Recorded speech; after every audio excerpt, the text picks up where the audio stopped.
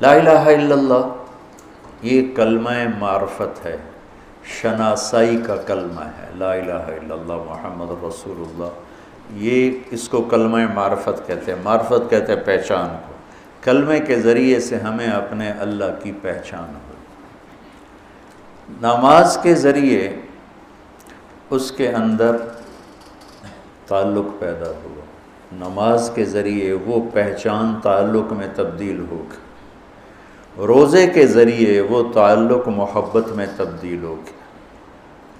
بھوکے پھر رہے ہیں، عاشق ہوویں عشق کماویں، دل رکھیں وانگ پہاڑاں ہو، سہ سہ بدیاں ہزار علامیں، کر جانے باغ بہاراں ہو، منصور جے چک سولی دتے، جڑے واقف کل اسراراں ہو، سجدیوں سر چائی نہ باہو، توڑے کافر کہن ہزاراں ہو، عاشق سوئی حقیقی جڑا قتل معشوق دے مننے، سر نو جوڑے تے مکھ نہ موڑے، ہمیں 100 تلواراں کھنے سہے، سچا عشق حسین علی دا باہو، سر دتے تے راز نہ بھنے۔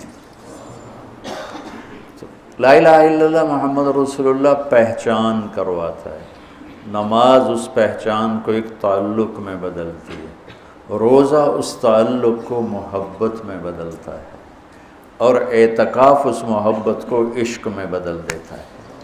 اور پھر رمضان کے بعد ہی حج کا سفر شروع ہوتا ہے، پھر عاشق کو ہوتا ہے کہ معشوق کا دیدار ہو، تو احرام عاشقانہ لباس ہے، اور طواف مجنونانہ تلاش ہے کدھر ہے کدھر ہے کدھر، ابھا ڈیکھاں لماں ڈیکھاں، اونچے کوٹھے تے چڑھ ڈیکھاں، ڈٹھی دل کو دیواں ٹیکاں، سجن مل سم کے مر پوساں، خواجہ غلام فرید۔ ہاں تیرے کوچے اس بہانے، مجھے دن سے رات کرنا، کبھی اس سے بات کرنا، کبھی اس سے بات کرنا۔ تو مطاف کوچہ محبوب ہے، اور یہ کلمے سے سفر جو شروع ہوا تھا، یہ اعتکاف پہ آ کے والہانہ عشق میں بدلا۔ عشق نے پھر اس کو گھر سے نکالا، اس کو کپڑوں سے نکالا، اس کو زیب و زینت سے نکالا، اور اس کو بیوی سے نکالا، بچوں سے نکالا، راحتوں سے نکالا، تیل کنگھی شیشہ سے نکالا، اور بس صرف عاشق اور مجنوں بن کر یہ ابا الحب ان یخفا وکم قد کتمتہ فاصبح عندی قد اناخ وطنبا اذا اشتد شوقی ہام قلبی بذکرہ وان رمت قربا من حبیبی تقربا یبدو فافنا ثم احیا لہ ویسعدنی حتی الذ واطربا۔ یہ ایک لڑکی طواف کر رہی تھی، اور یہ ہے طواف کا، یہ ہے موضوع، کدھر ہے کدھر ہے کدھر ہے کدھر ہے۔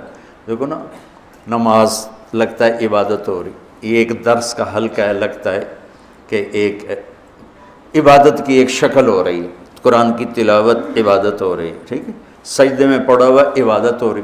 طواف کو عبادت لگتا، طواف تو ایک مجنونانہ پھیرے لگ رہے ہیں، پھیرے لگ رہے ہیں۔ یہ اس 3 شعروں کے صدقے میں طواف ہے۔ اسماعیل فرماتے ہیں کہ میں طواف کر رہا تھا تو ایک لڑکی بدو یہ شعر پڑھ رہی تھی، بہت میں نے محبت کو جھٹکا، پر اس نے ڈیرے ڈال دیے، خیمے گاڑ دیے، تنابیں کس دیں اور رسیاں کھینچ دیں، اور میرے سارے وجود کو اپنے عشق میں ڈھانپ کے رکھ دیا۔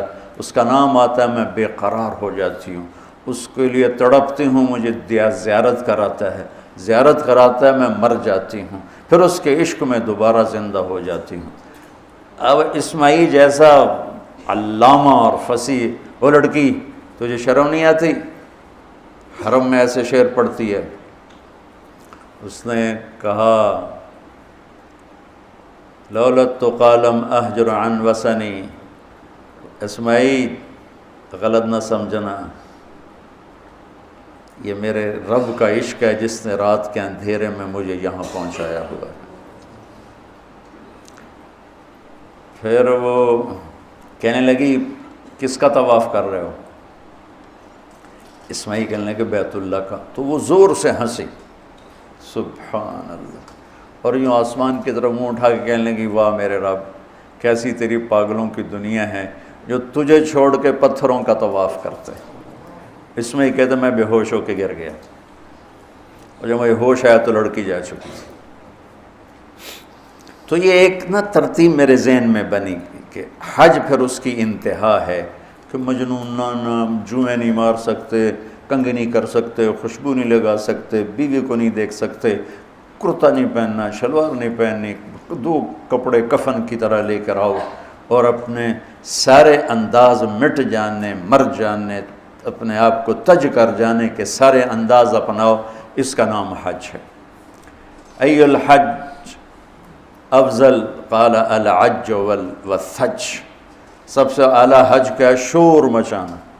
اللہ تعالیٰ کہتا ہے ادعوا ربکم تضرعا وخفیہ، مجھے پکارنا ہے تو آہستہ آہستہ پکارو اور دھیمے دھیمے پکارو، اور جب کہتا ہے حج پہ ہو تو کہتا ہے زور لگاؤ، پاگلوں کی طرح کہو لبیک اللہم لبیک، پاگلوں کی طرح، کہ نظر آئے کہ عاشق آ گئے۔ جو بلے شاہ فرماتے ہیں تیرے عشق نچایا کر کے تھیا تھیا، تو یہ حج وہ عشق ہے جو تھیا تھیا کر کے نچاتا ہے، بے قرار کر کے نچاتا ہے۔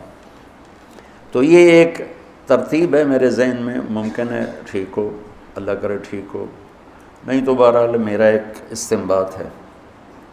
تو اعتکاف اللہ کے در پہ پڑ جانا ہے، اور اعتکاف والوں کو فضیلت ہے کہ وہ سوئے بھی ہوں تو ان کے لیے عبادت لکھی جاتی۔